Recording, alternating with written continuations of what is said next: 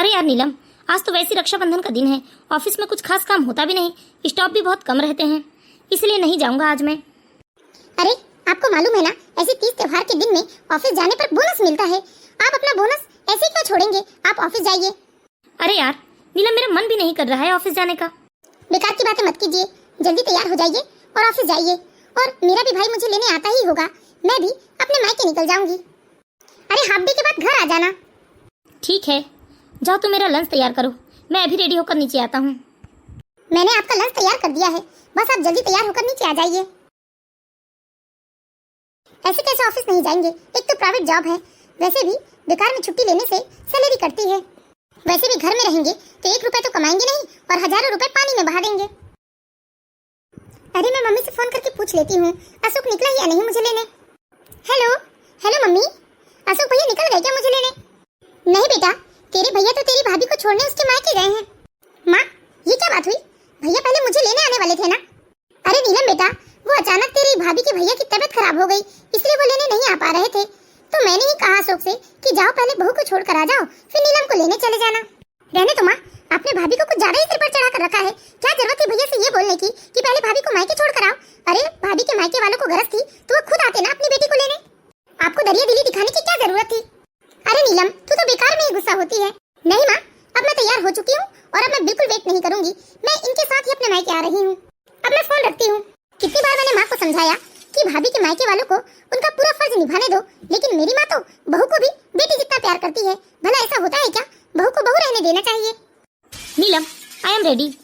सुनिए जी, आप पहले मुझे मेरे मायके छोड़ने चलिए, उसके बाद आप अपना ऑफिस अटेंड कर लेना। क्यों? अशोक तो आ रहा था ना तुम्हें लेने। अरे वो किसी जरूरी काम में फंस गए हैं, इसलिए जल्दी करो, जल्दी से मुझे मेरे मायके छोड़ दो। वैसे भी 20 किलोमीटर तो है ही, उसके बाद तुम अपना ऑफिस अटेंड कर लेना, ठीक है? अच्छा ठीक है, चलो। अरे नीलम, माँ कहाँ है? मैं जाने से पहले माँ को बता तो दूं। अरे माँ जी को बताने की क्या जरूरत है? उन्हें तो मालूम है ना कि आप रोज ऑफिस ही जाते हैं। लेकिन मैं रक्षाबंधन के दिन अक्सर ऑफिस नहीं जाया करता हूँ। अब माँ जी तो मंदिर गई होगी, अगर उनके आते तक हम वेट करेंगे तो बहुत देर हो जाएगी, ना आप ऑफिस अटेंड कर पाएंगे और ना ही मैं समय से पहुँच पाऊंगी। वैसे भी तो आप हाफ डे में घर आ ही जाएंगे ना, घर आकर बता दीजिएगा। चलिए जल्दी, या फिर कॉल कर दीजिएगा। अच्छा ठीक है, चलो। नीलम इस घर की इकलौती बहू है। नीलम के ससुराल में नीलम की सास और नीलम की एक ननद है जिसकी शादी हो चुकी है। नीलम का ये दूसरा रक्षाबंधन है इस घर में। अंकित आज ऑफिस नहीं जाना चाहता था, लेकिन नीलम ने उसे बहुत मजबूर किया कि वो आज ऑफिस जाए। फिर अंकित सोचता है कि वो हाफ डे के बाद घर वापस आ जाएगा, इसलिए वह ऑफिस के लिए निकल जाता है। थोड़ी देर बाद नीलम की सास जब मंदिर से वापस आती है तो वह देखती है कि घर में बहू बेटे दोनों नहीं है। अरे बहू तो मायके चली गई होगी अपने, लेकिन ये अंकित कहाँ गया? आज के दिन तो अंकित ऑफिस नहीं जाता है। अरे सोनल बेटा, आ गई तू? हाँ माँ, आपको तो मालूम ही है, मैं जब तक भैया को राखी नहीं बांधती हूँ तब तक अपना उपास नहीं खोलती हूँ। हाँ बेटा, न जाने अंकित कहाँ चला गया। ऐसे तो वो कभी रक्षाबंधन वाले दिन ऑफिस नहीं जाता है। हो सकता है माँ, भैया इधर उधर टहलने गए होंगे। हाँ हो सकता है। माँ, और भाभी अपने मायके चली गई? हाँ चली गई होगी बेटा, वो बता रही थी कि अशोक 9 बजे ही उसे लेने आने वाला है। हाँ माँ, सभी बहनों को आस होती है कि वो सबसे पहले अपने भैया को राखी बांधे, उसके बाद ही कुछ खाए पिए। चल बेटा, मैं तेरे लिए चाय बना लेती हूँ। नहीं माँ, आप बैठिए ना, अभी भैया को आ जाने दीजिए, फिर मैं राखी बांध लेती हूँ, उसके बाद ही चाय पीते हैं। सोनल को आए धीरे धीरे 1 घंटे से 2 घंटे और 2 घंटे से 3 घंटे बीत जाते हैं, लेकिन अंकित अभी तक घर नहीं आया था। सोनल, चल ना बेटा कुछ खा पी ले, देख दोपहर के 3 बज गए हैं, अभी तक तूने कुछ नहीं खाया है। नहीं माँ, मैं हर साल की तरह इस साल भी पहले भैया को राखी बांधूंगी, उसके बाद ही कुछ खाऊंगी पीऊंगी। अरे ऐसे कैसे इसे ऑफिस में जरूरी काम हो गया जो इसे ऑफिस जाना पड़ा, हर साल तो नहीं जाता है ये। अरे मैंने भी तो उसे 2-3 बार फोन किया, कहता है कि वो शाम तक घर आ जाएगा। लेकिन बेटा क्या तुम शाम तक भूखी रहोगी? चलो कुछ खा पी लो बेटा। धीरे धीरे शाम के 6 बज जाते हैं, लेकिन अंकित घर नहीं आया। जब भी ममता जी अंकित को फोन लगाती तो वो यही बोलता कि ऑफिस में उसे बहुत काम हो गया है, स्टाफ कम है, इसलिए उसे आने में देर हो जाएगी। धीरे धीरे रात के 10 बज जाते हैं। जैसे तैसे ममता जी ने अपनी बेटी सोनल को समझा बुझाकर खाना खिला दिया। ममता जी और सोनल पूरी रात अपने कमरे में बैठकर जागते रहती हैं और अंकित के आने का इंतजार करते रहती हैं। पूरी रात बीत जाती है, लेकिन अंकित घर नहीं आता। अब तो सोनल की आंखों से आंसू थम नहीं रहे थे, वह लगातार रोई जा रही थी। सोनल, बिल्कुल मत रो बेटा, बस अंकित को घर आ जाने दे, फिर देख मैं उसकी कैसे खबर लेती हूँ। ऐसा कौन सा इतना जरूरी काम था कि पूरी रात उसे ऑफिस में रहना पड़ा? सॉरी माँ, वो ऑफिस में ना वर्कलोड ज्यादा हो गया था, इसलिए मैं आ नहीं पाया। अंकित, सही सही बताओ, तुम पूरी रात ऑफिस में थे? माँ की बात सुनकर अंकित थोड़ा हड़बड़ा गया। बोलो अंकित, पूरी रात ऑफिस में थे या और कहीं? नहीं नहीं माँ, ये आप कैसी बातें कर रहे हैं? मैं ऑफिस में ही तो था पूरी रात। माँ, पूरी रात ऑफिस में जाकर मैंने काम किया है। अच्छा, बहू रानी भी आ गई। क्यों बहू, अकेली आई हो तुम अपने मायके से? नहीं माँ जी, मेरा भाई छोड़ने आया था ना, वो बस दरवाजे तक आया, उसे भी जरूरी काम था तो वो जल्दी चला गया। अच्छा ये सब छोड़ो। हाँ बेटा अंकित, बता मुझे, पूरी रात ऑफिस में जाकर तूने काम किया है? तेरा चेहरा देखकर तो, तेरी आंखें देखकर तो मुझे लग नहीं रहा है कि तू पूरी रात जाकर ऑफिस में काम किया होगा। तुझे देखकर कहीं से कहीं तक नहीं लगता कि तू रात भर जाकर काम किया होगा। देख अंकित, तू मुझे सच सच बता दे, वरना अगर मुझे कहीं और से पता चला ना, फिर तू सोच लेना। ये क्या बात हुई माँ जी? ये कह तो रहे हैं ना कि पूरी रात जाकर ऑफिस में काम कर रहे थे। बहू, अभी तुम बीच में नहीं बोलोगी, मैं अभी अंकित से बात कर रही हूँ। भैया, क्या आपको नहीं मालूम था कि हर साल मैं पहले आपको राखी बांधती हूँ, उसके बाद ही अपना उपास खोलती हूँ। अरे अपनी बहन को देख, यह बेचारी पूरी रात जागती रही, मेरा भाई अब आएगा तब आएगा, लेकिन इसके भाई का तो कहीं पता ही नहीं। इस बेचारी को क्या मालूम था कि यह जितना प्यार अपने भाई से करती है, जितना अपने भाई के लिए सोचती है, उसका भाई उसके बारे में उतना नहीं सोचता है। तू सच सच बता दे मुझे, वरना मुझसे बुरा कोई ना होगा। तू बता, कल तू कहाँ था? मैं जानती हूँ कि तू ऑफिस में नहीं था, वरना मैं अभी नीलम से पूछती हूँ। और याद रख, मुझे कहीं और से पता चला ना, तू ऐसे नहीं मानेगा ना। रुक अभी। बहू, बहू, नीलम बहू। जी जी माँ जी। बहू, साफ साफ बताओ, अंकित तुम्हारे साथ गया था ना तुम्हारे मायके? नहीं तो माँ जी। झूठ मत बोलो नीलम, साफ साफ बता दो मुझे, ये तुम्हारे साथ तुम्हारे मायके गया था या नहीं? बोलो, चुप क्यों हो? बीच में बोलने का बहुत शौक था ना, अब सच बताने की बारी आई तो मुंह से आवाज नहीं निकल रही। हाँ माँ जी, ये गए थे मेरे साथ मेरे मायके। अरे मेरे भाई किसी वजह से आ नहीं पाए तो क्या मैं अकेले जाती? तो ये मेरे साथ गए थे। और वैसे भी मैं अगर कहती कि मेरे साथ मेरे मायके जाएंगे तो आप इन्हें ऐसे तो जाने नहीं देती। और ये वापस इसीलिए नहीं आए क्योंकि रात को मेरे पापा की तबीयत खराब हो गई थी, तो मैंने ही कहा इन्हें कि अभी घर जाने की जरूरत नहीं है, हम लोग सुबह साथ में चलेंगे। दीदी, ये क्या, आप इतना क्यों रो रही हैं? कुछ नहीं भाभी, बस रोना आ रहा है। ओह अच्छा, समझ गई दीदी मैं। वाह बेटा वाह, बड़े बड़े जोरू के गुलाम देखे, लेकिन तुमने तो सबको फेल कर दिया। तुम्हें पता था ना कि तुम्हारी बहन राखी बांधने घर आने वाली है, फिर भी तुम जानबूझकर झूठ बोलकर ऑफिस चले गए, और फोन करने पर तुम झूठ पर झूठ बोलते रहे। माँ वो मैं कोई झूठ नहीं बोलना चाहता था माँ, ये सब नीलम का किया कराया है। वैसे भी मैं ऑफिस नहीं जाना चाहता था, नीलम ने ही मुझे ऑफिस के लिए तैयार करवाया था, और मुझे तो ये भी नहीं मालूम था कि वो मुझे जबरदस्ती अपने मायके लेकर जाएगी और वहीं रोक लेगी। मुझे नीलम ने जबरदस्ती झूठ बुलवाया माँ, और मैं फिर जैसे तैसे शाम को घर आ भी रहा था, लेकिन नीलम ने मुझे आने नहीं दिया। वाह बेटा, सब तुम दोनों का किया कराया है और तुमने पूरा दोष बहू के ऊपर रोक दिया। अरे मैं उसे तो कुछ नहीं कहूँगी, लेकिन तेरे पास अकल नहीं थी कि तेरी बहन तेरा इंतजार कर रही है? हाँ रहने दीजिए ना, आप भाई को इतना मत डांटिए। और वैसे भी ये एक ऐसा एहसास है जो अपने आप से होना चाहिए। जबरदस्ती किसी को किसी बंधन में बांधना ये अच्छी बात नहीं है। अगर भाई को मेरी परवाह नहीं है तो ठीक है, लेकिन मुझे भाई की परवाह है। मैं भाई को अभी राखी बांध देती हूँ। Sorry Sonal, I am so sorry. इधर ममता जी का गुस्सा आपे से बाहर हो रहा था, तभी ममता जी की बहू नीलम अपने कमरे से आती है और हाथ में एक साड़ी और उसके ऊपर 500 का एक नोट रखकर अपनी ननद को देते हुए कहती है, लो दीदी, इसलिए रो रही है ना आप, और इसलिए आई थी, और इसलिए माँ जी हमारे ऊपर इतना गुस्सा हो रही है ना। उन्हें लग रहा है कि राखी खत्म हो गई तो हम आपको आपका सगुन नहीं देंगे। लीजिए अपना नेक, और माँ जी को कहिए कि आप शांत रहे, इतना कलेश करने की जरूरत नहीं है। ममता जी अपनी बहू की बात सुनकर गुस्से से आग बबूला हो जाती है, और वह साड़ी और नेक के रुपए उठाकर नीचे फेंकते हुए कहती है, ममता जी ये ले बहू, अपने ये 2 पैसे की साड़ी और अपना ये 500 का नोट। कोई भी बहन इसकी भूखी नहीं होती है, और ना ही कोई बहन अपने ससुराल से लालच में राखी बांधने अपने मायके आती है। तुम्हारे जैसे लोगों से उसे प्यार और मान सम्मान मिल जाए, यही उसके लिए खजाना जैसा होगा। लेकिन तुम क्या समझोगी? तुम्हें तो मैं तुम्हारे तरीके से ही समझाऊंगी। नीलम चलो बेटा, चलो मेरे कमरे में चलो तुम। फिलहाल तो ममता जी सोनल को अपने कमरे में लेकर जाती है, उसे बहुत समझाती बुझाती है, और अपने तरफ से उसे एक साड़ी और कुछ रुपए देती है। बेटा, मैंने तेरे बैग में एक साड़ी और कुछ रुपए रख दिए हैं, देख तू इसे लेकर चली जा और यहाँ जो भी हुआ ना अपने ससुराल में किसी को मत बताना बेटा, नहीं तो बेटा कल को तुम्हें ही ताने मिलेंगे। नहीं माँ, मुझे कुछ नहीं चाहिए, ना ही मुझे पहले कुछ चाहिए था और ना अब कुछ चाहिए। मुझे कभी किसी चीज का कोई लालच नहीं हुआ माँ। आप तो जानती हैं कि भैया को मैं शुरू से ही कितना मानती हूँ। जैसे बचपन में मैं भैया से प्यार करती थी, आज भी मैं भैया से उतना ही प्यार करती हूँ माँ। बस इसीलिए रक्षाबंधन में एक अलग ही उत्साह था मुझे कि मैं पहले अपने भाई को राखी बांधूंगी, उसके बाद ही कुछ और करूंगी। बस इसीलिए इतने जल्दी चली आया करती थी माँ। लेकिन मुझे क्या मालूम था कि समय के साथ सब कुछ बदल जाते हैं, रिश्ते नाते बदल जाते हैं। ममता जी अपनी बेटी को रोते बिलखते ससुराल तो विदा कर देती हैं, लेकिन ममता जी का कलेजा तो जैसे फट कर रह गया था। बेटी के साल भर का त्योहार बहू बेटे ने मिलकर खराब जो कर दिया था। ममता जी फिलहाल तो शांत ही रही, वह इस बारे में कभी किसी से कोई जिक्र नहीं की और बस ममता जी पूरे एक साल तक बस यही प्लानिंग करते रही कि अगले साल का रक्षाबंधन जब आएगा तब वो अपनी बहू को अच्छे से सबक सिखाएंगी। धीरे धीरे साल भर का समय भी बीत जाता है, फिर वही रक्षाबंधन वाला दिन आ जाता है। ममता जी इस दिन का बहुत ही बेसब्री से इंतजार कर रही थी। ममता जी ने पूरे साल भर प्लानिंग की थी अपनी बहू को सबक सिखाने का।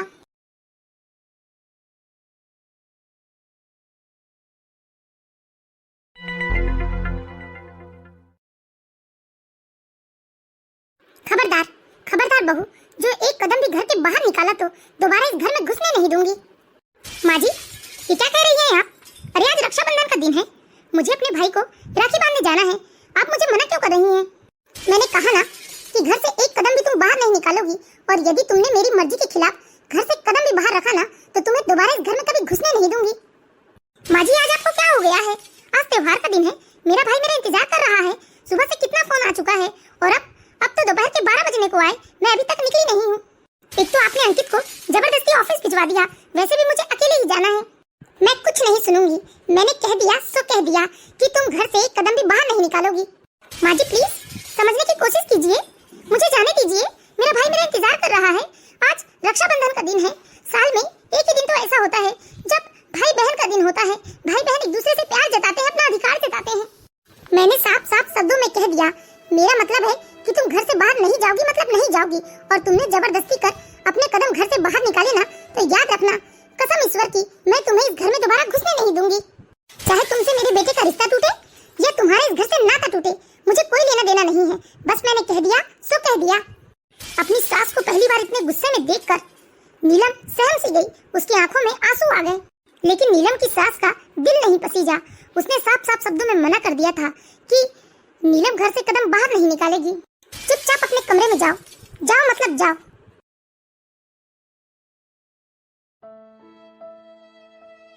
बेचारी नीलम रोते हुए अपने कमरे में चली गई और जाकर अपनी माँ को फोन लगा लिया। Hello hello mummy. अरे क्या हुआ नीलम बेटा, अभी तक तुम पहुंची नहीं? तुम्हारा भाई कब से तुम्हारा इंतजार कर रहा है। मम्मी मम्मी ना जाने माँ जी को क्या हो गया है, कौन सा भूत पकड़ लिया है उन्हें, जो राखी पर भी वह मुझे मेरे मायके नहीं जाने दे रही है। कहती है कि यदि मैंने घर से एक कदम भी बाहर निकाला तो वो मुझे दोबारा इस घर में घुसने नहीं देगी। मैं सुबह से तैयार होकर बैठी हूँ मम्मी, कितनी बार उन्हें मनाने की कोशिश कर ली लेकिन वो कुछ सुनने को तैयार ही नहीं है। ऊपर से उन्होंने आज अंकित को भी ऑफिस भेज दिया है और यहाँ तक उन्होंने आज अंकित को फोन भी नहीं दिया है। अंकित का फोन भी उन्होंने अपने पास रख लिया है। अब मैं किसे कहूँ, किसे बुलाऊं? माँ मैं आज रक्षाबंधन में अपने मायके नहीं आ पा रही हूँ, बताइए कोई ऐसा करता है कि अपनी बहू के साथ? देख नीलम, वैसे तो ये तेरे ससुराल का मामला है, मुझे बीच में नहीं बोलना चाहिए, लेकिन फिर भी आज रक्षाबंधन का दिन है और सभी बहनों का अधिकार होता है कि अपने मायके जाए और अपने भाई को राखी बांधे। मैं तुम्हें 1 घंटे का और समय देती हूँ और यदि तुम 1 घंटे में वहाँ से नहीं निकल पाई तो मुझे फोन करना, मैं खुद तुम्हारे मायके आकर तुम्हारी सास से बात करूंगी। ठीक है मम्मी, मैं कोशिश करती हूँ। क्या करूँ, कुछ समझ में नहीं आ रहा है। अरे आज रक्षाबंधन का इतना बड़ा दिन है और मैं अपने भाई को राखी बांधने नहीं जा पा रही हूँ। मैं एक बार फिर कोशिश करती हूँ माँ जी को मनाने की, शायद माँ जी इस बार मेरी बात समझ जाए और मेरी भावनाओं को समझे।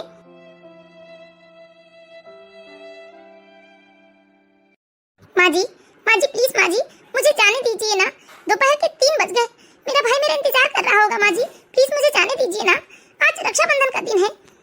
मेरे भाई की कलाई सुनी होगी माँ जी, समझने की कोशिश कीजिए ना, मुझे जाने दीजिए। मैंने कह दिया सो कह दिया, तुम घर से एक कदम भी बाहर नहीं निकालोगी मतलब नहीं निकालोगी। और तुमने जोर जबरदस्ती की तो याद रखना, दोबारा इस घर में तुम्हें घुसने नहीं दूंगी। चाहे तुम मुझसे 1 बार पूछो या 10 बार पूछो, मेरा जवाब हर बार यही होगा। नीलम अपनी सास को मनाने की बहुत कोशिश करती है, बहुत मिन्नतें करती है, अपने सास के आगे गिड़गिड़ाती है, लेकिन नीलम की सास टस से मस नहीं होती। धीरे धीरे शाम के 5 बज जाते हैं, लेकिन नीलम की सास नीलम को घर से बाहर ही नहीं जाने देती। उधर नीलम अपने कमरे में बैठकर लगातार रोई जा रही थी। शाम के 5 बजे अंकित ऑफिस से घर वापस आता है। अरे अंकित, तू इतनी जल्दी घर कैसे आ गया? माँ, आज राखी का दिन है ना, आज ऑफिस में वैसे भी काम नहीं होता, लेकिन आपने जबरदस्ती मुझे ऑफिस भिजवा दिया था। पूरे दिन ऑफिस में रहने के बाद जब मैं 5 बजे घर आ रहा हूँ तो आप मुझसे कहती हैं कि मैं जल्दी कैसे घर आ गया। अच्छा, इतने जल्दी भूल गया बेटा? बस 1 ही साल की तो बात है। पिछले बार की रक्षाबंधन का दिन याद है तुझे? पूरे दिन तू ऑफिस में रहा, पूरी रात ऑफिस में रहा, ये बोलकर कि ऑफिस में तुझे ढेर सारा काम है। पिछली बार तुम्हें याद था ना कि तुम्हारी बहन तुम्हें राखी बांधने आने वाली है, लेकिन फिर भी तुम जानबूझकर झूठ बोलकर ऑफिस चले गए। माँ जी, अब तो ये भी आ गए हैं, मुझे जाने दीजिए ना। हर साल तो मैं अपने मायके जाती हूँ, इस साल आप मुझे क्यों रोक रही हैं? तुम्हें एक ही बात मुझे कितने बार बतानी पड़ेगी, कितने बार समझानी पड़ेगी? एक बार में तुम्हें कोई बात समझ में नहीं आती क्या? मैंने कहा नहीं जाओगी मतलब नहीं जाओगी। नीलम की सास का गुस्सा जरा भी कम नहीं हो रहा था, बल्कि नीलम की सास का गुस्सा और बढ़ते जा रहा था। नीलम गिड़गिड़ाती रही, बार बार मिन्नतें करती रही, लेकिन नीलम की सास ने एक ही जवाब दिया कि वो मायके नहीं जा सकती मतलब नहीं जा सकती। अब नीलम भी गुस्से से लाल हो गई थी। वह गुस्से से पैर पटकते हुए अपने कमरे में जाती है और अपनी माँ को फोन करती है। माँ बहुत हो गया, मैंने माँ जी को समझाने की बहुत कोशिश की, लेकिन यह तो मेरी बात सुनने समझने को तैयार ही नहीं है। माँ, अब बहुत हो गया माँ, मैं बर्दाश्त नहीं कर सकती। आप जल्दी से मेरे मायके आ जाइए, वरना मैं खुद यहाँ से चली आऊंगी, भले मुझे इन लोगों से रिश्ता ही क्यों न तोड़ना पड़े। नहीं बेटा, तू ऐसे नहीं आ सकती। एक काम कर, तू आधे घंटे वेट कर, मैं अभी तेरे ससुराल पहुँचती हूँ। नीलम, मम्मी जी को बुलाने की क्या जरूरत है? अगर माँ मना कर रही है तो रहने दो ना, इस बार मत जाओ तुम। आप तो चुप ही रहिए। अरे आप मेरे लिए नहीं बोल सकते अपनी माँ से? अरे मैं अपने भाई की इकलौती बहन हूँ और मैं अपने भाई को राखी नहीं बांधूंगी? मेरे भाई की कलाई सुनी रह जाएगी क्या? अरे ये कोई तरीका होता है क्या?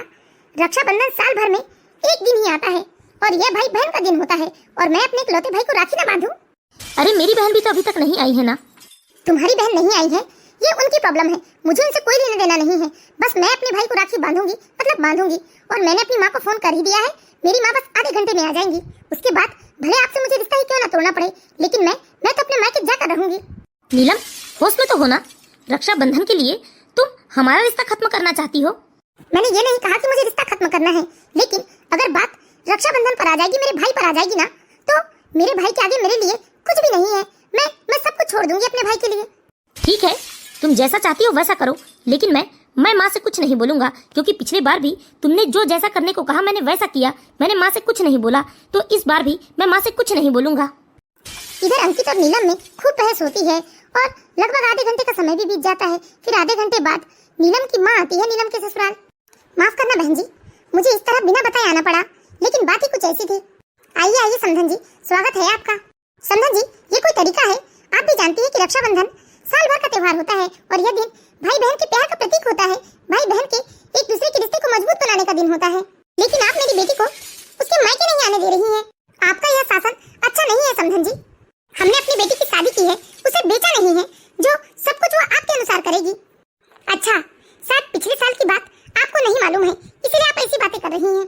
पिछले साल रक्षाबंधन के दिन मेरी बेटी घर आई, राखी वाले दिन रो धोकर चली गई, वह भी अपने भाई को राखी बांधे बिना।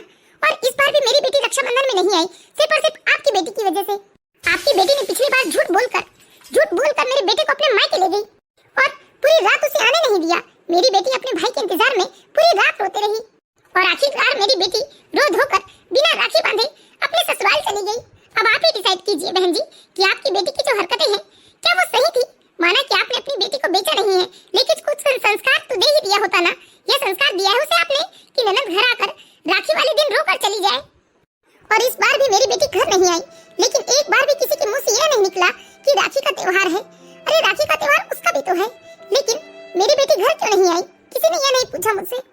इसीलिए माफ करना बहन जी, आपकी बेटी की वजह से मेरी बेटी ने अपनी राखी छोड़ दी, तो जब मेरी बेटी की राखी छूट गई तो इसकी भी राखी छूटेगी। इसे भी मैं मायके नहीं जाने दूंगी। आपको जो करना है कर लो। और आप अपनी बेटी को लेने आई हैं तो ले जाकर आप अपनी बेटी को हमेशा के लिए अपने पास रख लीजिए, लेकिन मैं इसे इस घर में दोबारा घुसने नहीं दूंगी अगर ये आज अपने मायके गई तो। नहीं तो बेहतर होगा बहन जी कि आप मेरे घर के मामलों में ना पड़े। और अगर आपको कुछ करना ही है, मेरे घर के मामलों में पड़ना ही है, तो अपनी बेटी को समझाओ कि उसका ये व्यवहार बिल्कुल अच्छा नहीं है। क्या इतना सब कुछ हो गया और मेरी बेटी ने मुझे कुछ बताया भी नहीं? नीलम, यहाँ मेरे पास आओ। नीलम, नीलम ये क्या किया तुमने? तुमने अपनी ननद की राखी छुड़वा दी। अब सोचो, जो तकलीफ तुम्हें आज हो रही है वही तकलीफ तुम्हारी ननद को भी तो हो रही होगी ना। अरे वह बेचारी भी तो अपने ससुराल में बैठकर रो रही होगी, वो भी आज रक्षाबंधन वाले दिन। वह भी तो अपने भाई की एक लाडली बहन है ना। अगर मुझे ये सब पहले ही मालूम चल गया होता तो मैं यहाँ आती ही नहीं और तुम्हारी सास से बात करने की हिम्मत भी ना करती। गलती तुम्हारी है नीलम, पहले तुम अपनी गलती सुधारो, उसके बाद ही तुम अपने भाई को राखी बांधना। पहले तुम अपनी ननद के ससुराल जाओ और उसे मनाकर, उसे माफी मांगकर उसे उसके मायके लेकर आओ। जब वो अपने भाई को राखी बांधेगी उसके बाद ही तुम अपने भाई को राखी बांध सकती हो। अगर तुम अपनी ननद को मनाकर, माफी मांगकर उसके मायके ले आओगी ना, तो मुझे नहीं लगता कि समधन जी तुम्हें तुम्हारे मायके जाने से रोकेंगी। अब तुम अपनी ननद को मनाकर उसके मायके ले आना, उसके बाद ही अपने मायके आना। अब मैं सब कुछ तुम्हारे ऊपर छोड़ती हूँ क्योंकि गलती तुम्हारी है। अगर तुम अपनी ननद को मनाकर मायके ला सकती हो तभी तुम अपने मायके आना, वरना उस घर में भी तुम्हारे लिए कोई जगह नहीं होगी। इस तरह नीलम की माँ भी नीलम को गलत ठहराकर वहाँ से चली गई। अब तो नीलम का कोई सुनने वाला था ही नहीं, न मायके में न ससुराल में। वह तो अब पूरी तरह से फंस चुकी थी। अब अपनी सास के मना करने का कारण समझ चुकी थी। नीलम को अपनी गलती का एहसास हुआ। वह अपने आंसू पोंछते हुए अंकित से कहती है, माँ जी मुझे माफ कर दीजिए। अंकित अभी के अभी दीदी के घर चलिए मेरे साथ। मैं दीदी से माफी मांगकर उन्हें मना कर यहाँ ले आऊंगी। पहले दीदी आपको राखी बांधेगी, उसके बाद ही मैं अपने मायके जाऊंगी। हाँ चलो नीलम, गलती तो तुमने की है, माफी तो तुम्हें मेरी बहन से मांगनी पड़ेगी। नीलम अंकित के साथ सोनल के ससुराल जाती है और सोनल को मनाकर उसे उसके मायके ले आती है। दीदी मुझे माफ कर दो, मैंने आपके साथ बहुत गलत किया, मुझे ऐसा नहीं करना था। मैं कितनी स्वार्थी हो गई थी, मैं भूल गई थी कि जिस तरह मैं किसी की बहन हूँ उस तरह आप भी तो किसी की बहन है ना। कोई बात नहीं भाभी, कम से कम आपको आपकी गलती का एहसास तो हो गया। लेकिन भाभी एक बात हमेशा याद रखना, रक्षाबंधन का त्योहार सिर्फ रुपए पैसे लेने देने का त्योहार नहीं होता, यह तो भाई बहन के प्यार के पवित्र बंधन का त्योहार है भाभी। आज नीलम को अपनी गलती का एहसास हो चुका था। नीलम ने अपनी गलती के लिए माफी मांगा और अपनी ननद की राखी करवाई। फिर वह बड़े ही सम्मान से उसे राखी का उपहार देकर चुपचाप अपने मायके चली गई। तो हम आशा करते हैं दोस्तों आप लोगों को हमारी कहानी जरूर पसंद आई होगी। यदि कहानी अच्छी लगी हो तो प्लीज इस वीडियो को लाइक कीजिए और इसी तरह की मोरल स्टोरीज देखते रहने के लिए हमारे चैनल को सब्सक्राइब करें।